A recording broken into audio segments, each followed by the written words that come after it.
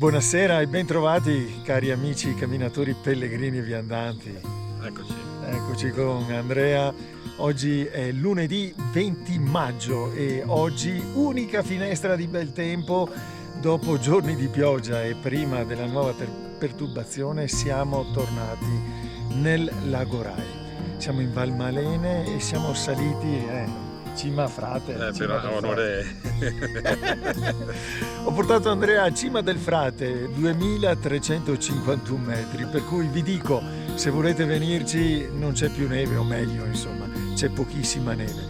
Volevamo fare un anello e scendere, siamo saliti da Malga a Fierollo e volevamo scendere dopo essere stati a Cima del Frate per Malga Rava di Sopra, ma la vallata lì è davvero piena di neve. In quella ancora no. In quella ancora no. Altre sì.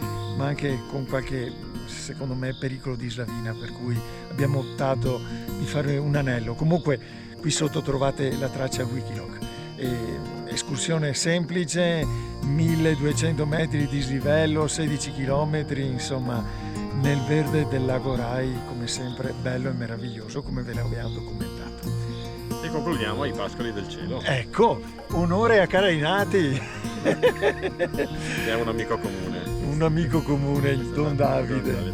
E allora mi permetto di dare un saluto a tutti i carinatesi. Buoni Pascoli del Cielo e buona estate anche voi su qui in Val Malene. Ciao, alla prossima. Ciao.